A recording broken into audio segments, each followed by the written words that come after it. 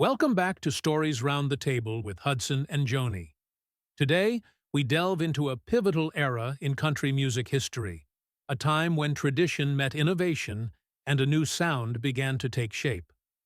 Our guest today is the acclaimed author Geoffrey Himes, whose recently published book, In-Law Country: How Emmylou Harris, Rosanne Cash, and Their Circle Fashioned a New Kind of Country Music, 1968-1985, meticulously chronicles this fascinating period.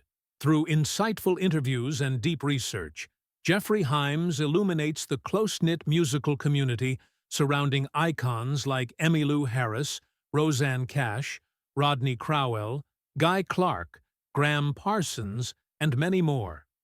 He reveals how these artists took forgotten country roots and blended them with the fresh perspectives of rock and folk, ultimately crafting a sound that resonated far beyond the Nashville establishment. A seasoned music journalist whose work has graced the pages of the New York Times, Rolling Stone, and the Washington Post, Geoffrey brings a wealth of knowledge and a keen eye for detail to this captivating story. Get ready to journey back to a transformative time in country music as we welcome the author of In-Law Country, the insightful Geoffrey Himes.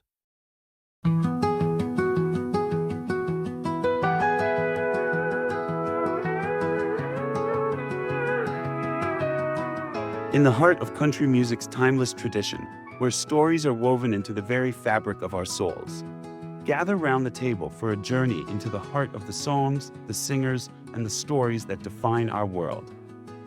Welcome to Season 2 of Stories Round the Table with Hudson and Joni. Bringing you these unforgettable conversations, Hudson James, executive producer, co-host, and singer-songwriter. Hi, I'm Hudson James, and I'm incredibly passionate about sharing these stories with you. Season 2 delves deeper into the world of country music, revealing untold experiences and invaluable information. Grab a seat and your favorite beverage, and let's all enjoy the show together. And I'm Joni. Hudson and I are very excited about Season 2.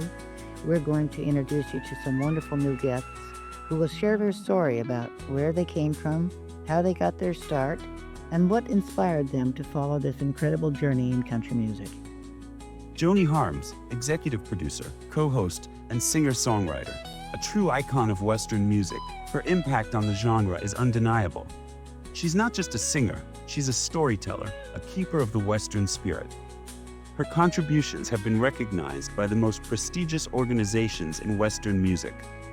The International Western Music Association has honored her repeatedly. In 2003, she received both Female Vocalist of the Year and Song of the Year, culminating in her induction into the IWMA Hall of Fame in 2020. More recently, in 2022, she was awarded the Team Penning Co-Write Songwriting Contest Award. The Academy of Western Artists also recognized her exceptional talent, including naming her Entertainer of the Year in 2002. Jimmy Murphy, executive producer and music manager. Vernell Hackett, public relations director and journalist.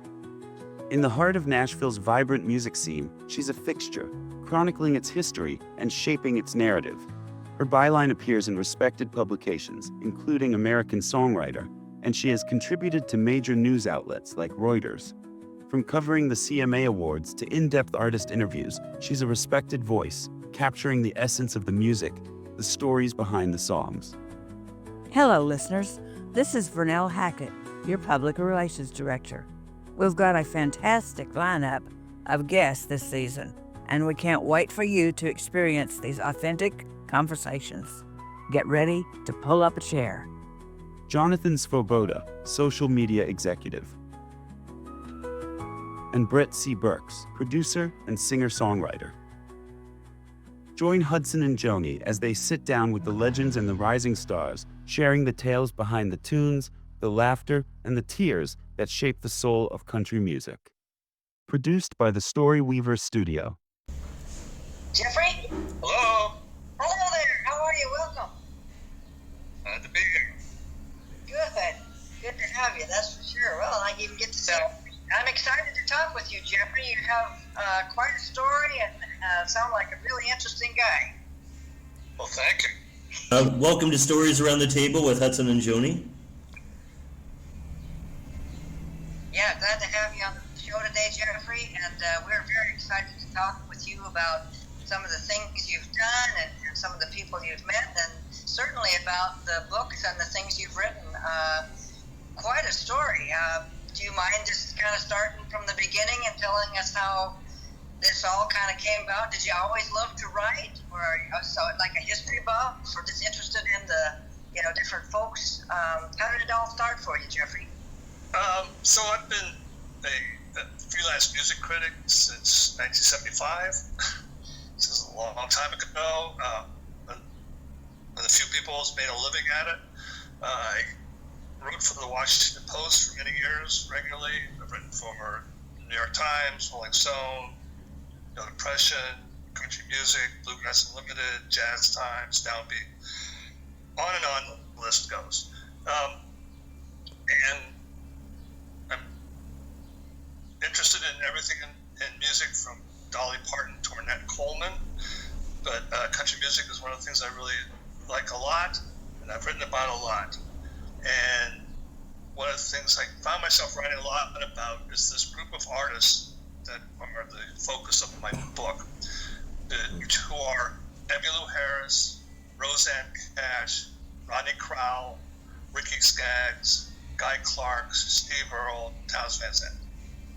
And I was struck by the fact that these were people who were writing really great songs, 70s, 80s, 90s, and especially good songs, and who were also having country hits with them, which was not so common in those days or in these days.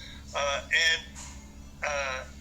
was fascinated by that, how they were able to, get on country radio and attract an audience in a way, say, the Eagles or Poco or a lot of those country rock bands were not able to.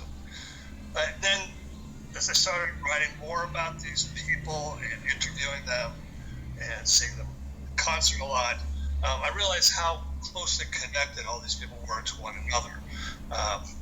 Often, sometimes through working in Emmylou's band or in Roseanne's band, or through marriage. Emmylou, of course, was married to her producer, Brian Hearn, for a long time, later to another producer, Paul Kennerly. Roseanne was married to her producer, Rodney Crowell. Emery Gordy, who was in Emmylou's band, was married to Patty Loveless. Ricky Skaggs was married to Sharon White of the Whites. Guy Clark was married to Susanna Clark, who was a great songwriter herself. And so on and on. There's all these connections. They wrote songs for each other. They performed on each other's albums. They were all, many of them were related to the Carter Cash clan, so that Roseanne and Carlene were, daughters of Johnny and June Carter, and grandchildren of Maybelle Carter, and grandnieces of AP and Sarah Carter. So on and on it goes. There's Roseanne Cash once told me it's all very Shakespearean, all these connections to one another, and how complicated it becomes. I was just fascinated by this group of people.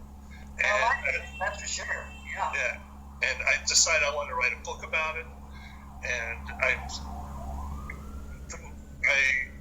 always thought that this was a group of people who were never properly recognized as a movement, the way that, say, the Outlaws, country people were, like Waylon and Willie and Christopherson and Johnny Cash, Merle Haggard did, but who were important in their own way, as important as the Outlaws. And I thought that part of the problem is that they didn't have a catchy name, the way that, say, urban cowboy music or outlaw cowboy music or rockabilly. They all had catchy names. So I decided I would invent a catchy name for them. I called it In-Law Country. That's so great. Which is an obvious pun on outlaw country, but it also speaks to the fact that there were so many marriage and family connections. Yeah. And so and then and then the book is basically an argument that this is a movement that's cohesive and real and created great music. Absolutely. Well, I've read them. I'm not quite finished. I've read most of it, and I just got to tell you, it is really, really wonderful. And you obviously know these people and have followed them so well because you really are sharing the whole story about each one of them. And as I said, totally some of my very favorite. I'm just, Emmy Lou's right at the top, but Roseanne and Ricky Skaggs and Rodney Crowell. I mean, my gosh, what a great movement, as you said, of music. And, still, I mean, it's legendary. It's a huge part of the 80s, isn't it? I mean, they started earlier than that, but that was some of the peak time for them, was it not?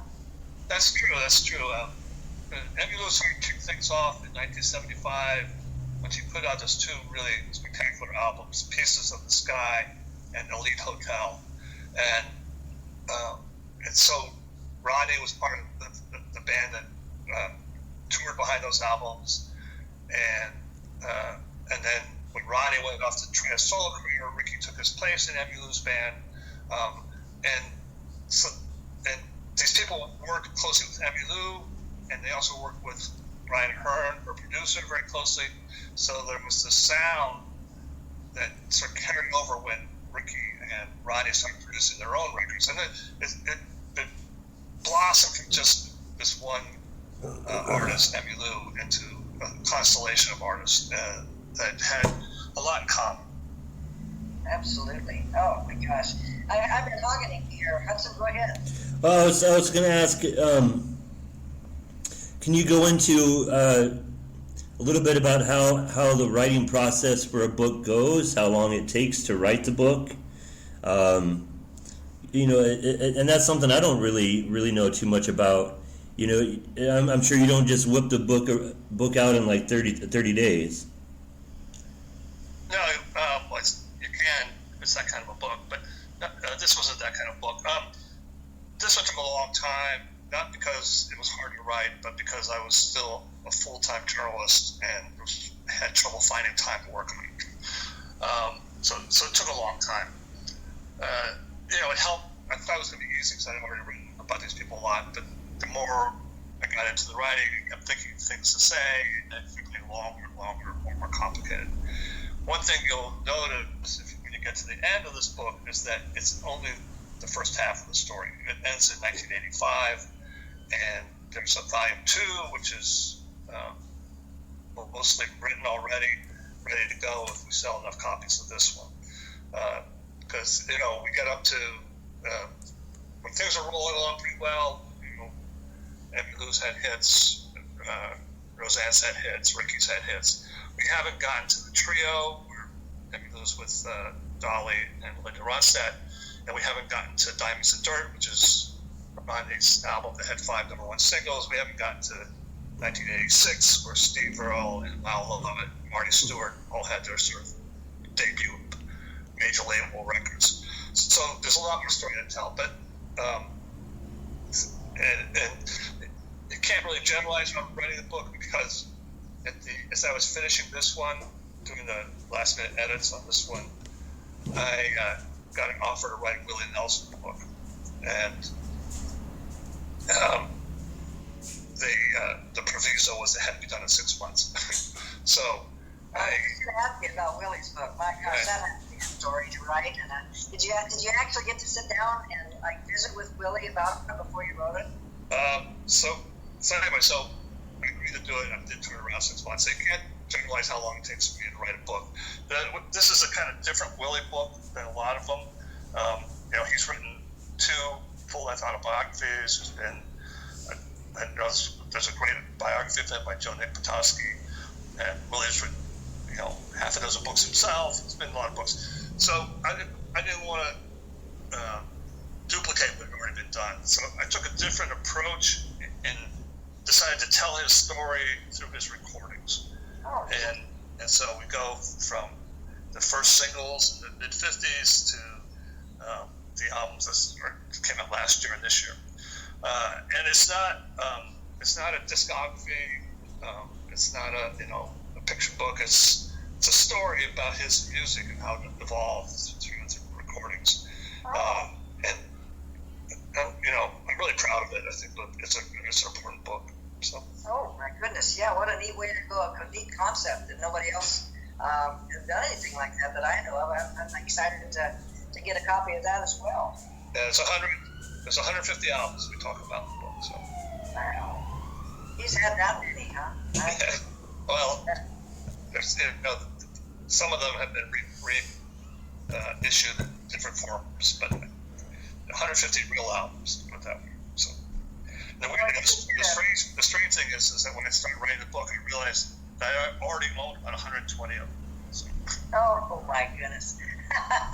Well, it seems like it's the perfect combo then for you to write about Willie's songs. Yeah. Boy. And you just did something recently. I think you do that on occasion, but you just finished like an interview and a thing at the Country Music Hall of Fame, did you not?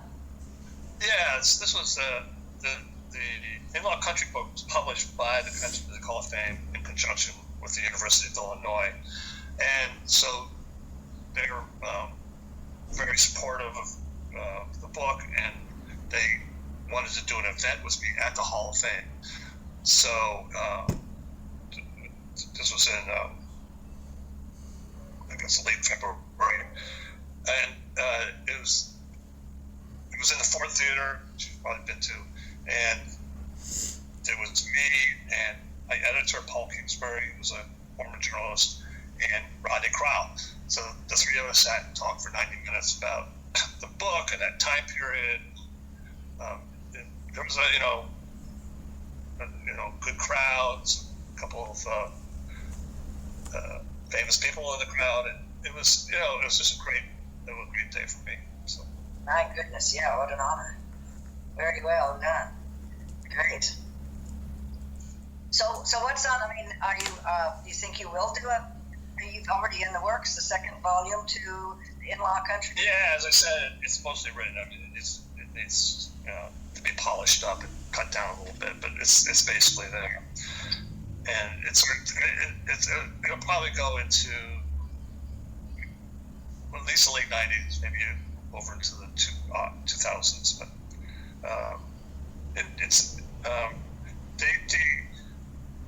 the thing about In-Law Country is that their reign on the charts sort of ended in the early 90s when Garth Brooks came through and sort of wiped the slate clean, and sort of all these people sort of fell off the singles charts at least, and they all reinvented themselves and had really fascinating careers after that. Roseanne moved to New York, put out this really groovy sort of chamber pop records with John Leventhal. Emmylou made The Wrecking Ball and started writing more songs herself. And Ricky went back to bluegrass, and Rodney, wrote those more Dylan-esque records, which are really good ones. Guy did some of his best work up there. So it's just, Steve got out of jail, sobered up, did some really great work after that. So it's the story doesn't stop here. No. Oh gosh. Now tell me, and our listeners, because I know they would be interested. Now that there's not quite as many bookstores around, the best way for them to get copies of this is just going like online, or you have it in hardback and soft. I know available, but also, do you have some of that where they can get the online thing, or is it even in a verbiage way, or all the different ways your book is available? Yeah, it's just in print right now. Hopefully, it will be in Kindle soon. But it's definitely on Amazon and the big online sales like that. It's in the Hall of Fame bookstore, and you can order it from the Hall of Fame, the University of Illinois. You can order it from the University of Illinois. You Google it, and a bunch of options will pop. Same with Willie's. But that won't be out until October 7th. So okay. And what happens with that? Wonderful. Go ahead, Hudson. With the Willie one, when you write some of these books, do you get some interviews with the people that you're talking about? Quotes? Yeah, country one, I did a bunch of interviews for, because it was that kind of a book. And I did a bunch of interviews just sort of on assignment for newspapers and magazines, and then I did some long follow-up interviews when I was, serious about writing the book. Willie, I've done a couple of interviews with him, but it wasn't really that kind of a book. So, more about putting back and listening to 150 albums. So, it all depends what kind of book it is. The main thing I think is that what for me, what I want from a music book is, first of all, that it be about the music and not just about the celebrity. And more than that it will hopefully get the reader to hear music in a different way than they did before. The music books that I really treasure are books that did that. So. You bet. Well, let's go back just a little bit in you're getting your start in doing all of this, because that's pretty big achievements that you've made. But did your mom and dad encourage you to be a writer when did you have that desire as a little guy, or just kind of came later in life? When I got out of high school, I thought I wanted to be a high school English teacher, because I really liked my high school English teachers. And I did that for a couple of years, and then I realized that wasn't what I wanted to do with my life. And so we started teaching adjunct freshman composition at some community colleges and started freelance music criticism.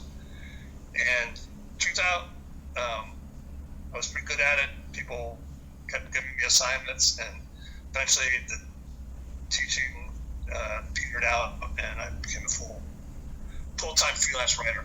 And it's just, I think that what people misunderstand about music writing, I think, is that more important than knowing a lot about music is knowing how to write. You can always find, it's a lot easier to find the facts and information about music that you don't already know than it is to learn how to write on the fly. So I've always been, I've always emphasized the writing as much as the content. So that would even kind of be your advice to say some of the listeners today that are, inspiring writers. That's something that they would like to do but aren't sure about how to go about doing something like that. The main thing you would encourage them to do is just focus on becoming a better writer. Well, yeah, definitely that's a part of it. I think that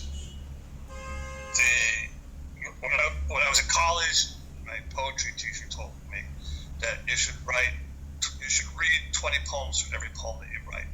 And I think that's true for music writing. You should read, at least 20, 30, 40 reviews or feature stories for every one that you write. And, you have to learn how to read, not just for the content, but for how content's being expressed. And, and that's, if you pay attention to that and are able to apply it to your own writing, that's crucial.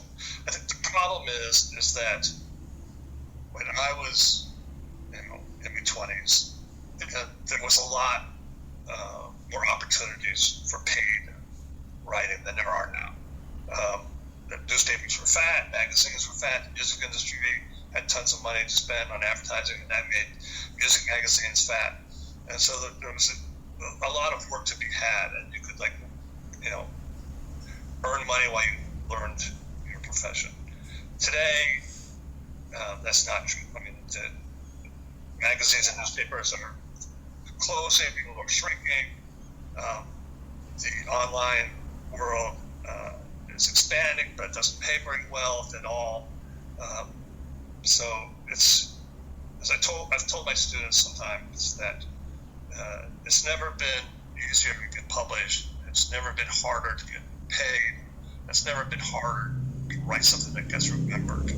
So it's a tough. I'm glad I'm not 22 trying to start out now. Yeah, for sure. So many things in the music business and everything has changed. But one of the things that I've read a lot of yours, and I just want to give you a compliment, is it's got to be a little bit tough once in a while, even though each person and each song or each review, you're talking about a different person, but to make them fresh and exciting and come up with different things to say that hasn't already been said hundreds of times before, that's got to be one of the biggest challenges, isn't it? Yeah, that's part of it. I mean, one of the reasons I didn't like high school teaching was that, once you got good at it, you were basically teaching the same thing over and over again. Yeah. And with journalism, whether it's music or politics or sports or whatever, every story is new information. So it's sort of constantly stimulating in that respect. And, you have to keep trying to get better. As long as you're trying to keep getting better, it's always going to be different. So. Nice. So did I hear you say you're teaching a class, or you have a class where you teach? Yeah, I'm not teaching right now, but I have over my career several times. Nice. About criticism or writing. So. Oh, nice to give back, Geoffrey. Yeah. Well, so when did you move to Nashville, or is that where you live now? No, I've always lived in Baltimore. Even when I was writing regularly for the Washington Post, I've always lived in Baltimore City. It's a great city. It's despite its reputation. That's one reason. It's like, I like it because it's sort of like a little bit like Nashville and Louisville or St. Louis. It's a border. It's a border state in a sense. It has both southern and northern influences. Yeah. There are things about both of those cultures that I like. I like having both of them around. If that makes sense. Yeah, well, I've been there. I like it there very much so. Yeah, it's a really nice city. Yeah, I've been there a few times. I'm sorry? I was just going to say, the other thing that's happened this spring is that I'm publishing my first book of poetry. It's called Fables from Italy and Beyond, and I co-wrote it with the recent poet laureate of Maryland. His name is Grace Geoffrey. And we wrote each poem together. Oh, nice. Negotiating. Yeah. So it's sort of like co-writing and songwriting. Sure. That kind of a thing. And is that out yet, or will that be out coming soon? It'll be out next month, I think. So. Oh, wow. So you've got quite a few irons in the fire, I do. It's like, after going so long, I had one book in 2005 about Bruce Springsteen, which was part of the 33 and a Third series. Remember that? Or each book each little book is about a different album. Okay, yeah. So I did more in the USA. Wonderful. Well, so you don't have any desires, or it doesn't sound like you're slowing down at all. Is there anybody else that you would say, or I'm sure there's lots of them, but anybody you just really like to write about that you haven't yet? Oh, I have a long list. So it's just finding somebody who's willing to pay me to write about. So.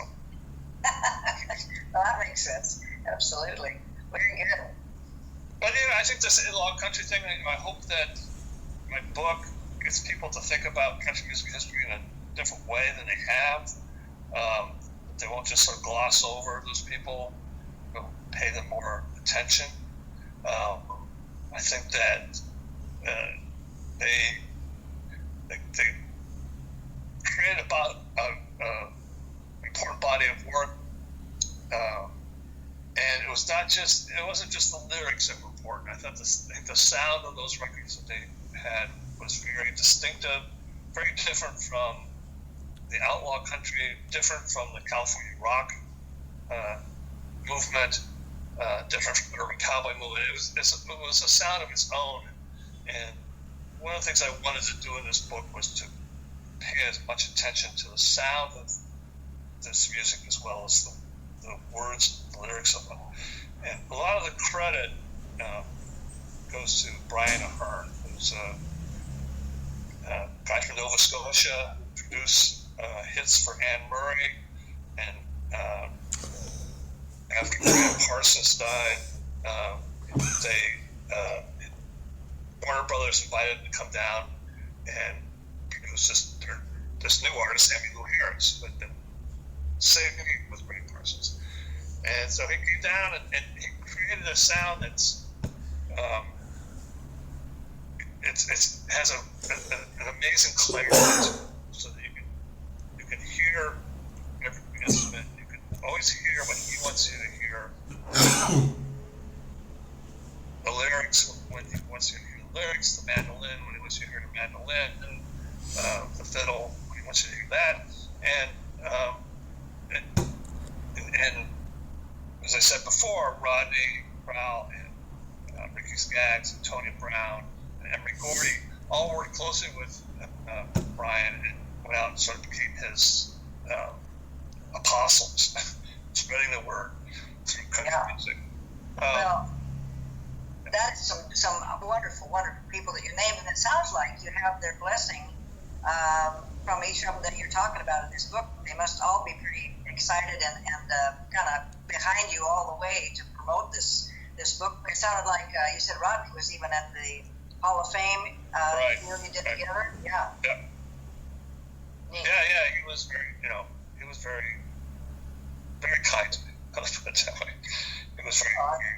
That's a pretty big thing to have you put all that time in writing. And that one they did not. That was just correct me if I'm wrong, but wasn't that something you just took it upon yourself to write that book, In-Law Country, or was that something? No, I had a contract with the Hall of Fame all along. Oh, that's okay. Yeah, that's your. So, still, that's quite a feat and quite an honor for those guys to have you do that much research, and it's a wonderful book. To all the folks listening, I couldn't highly recommend it any more than I because everything that I've been reading in it is just it's one of those that's very hard to put down, and I was huge fans of all those people, still am. So I learned a lot of things that I didn't know, and I thought I knew a lot about those artists. Yeah, I think what's really interesting about this body of work is that in a lot of ways, country music, especially traditional country music, was always about adult lives, trying to pay the bills, trying to control your drinking, trying to keep your marriage together, trying to deal with temptation. And the songs these people did were the same. They were also marriage music, also adult music. But something had changed because these people were baby boomers who had gone to college and wanted a different kind of marriage. They wanted marriages that were not the husband in charge and the wife being supportive. They wanted more egalitarian marriages where both people could have careers, both people could help around the house. Things would be negotiated rather than decreed. And because there was a certain new kind of marriage in the air, it needed a new kind of marriage music. And one of the things I argue in the book is that these guys supplied that marriage music that a large audience was hungering for. And they could do that because they were all marriages like that. They were all marriages where the two people were working and had their own lives, and there was a genuine push and pull in all those relationships. Absolutely. Well said. And you talk about that in the book. I know we're starting to run out of time already. And you got anything you would like to add in there, Hudson? Well, I just want to say the book sounds really, really good. I've always loved country music history. Sounds like a really good book. Yes. And then we got Willie coming out, and also this poetry coming out next month. So, Geoffrey Himes, make sure you look up his work, you buy his work, you spread the word, and it's just really an honor to have you on the show today, Geoffrey. Well, it's an honor to be on. Thank you. I truly thank you for giving the time. I know you're probably a really busy guy, so I definitely appreciate it. Well, I appreciate the invitation. Thank you for joining us for Stories Round the Table with Hudson and Joni. We hope you enjoyed this glimpse into the heart of these stories. If you loved this episode, please subscribe and leave a review wherever you listen to podcasts. And don't forget to connect with us on our website, Stories Round the Table with hudsonandjoni.com. We'll see you next week, ready to share another story.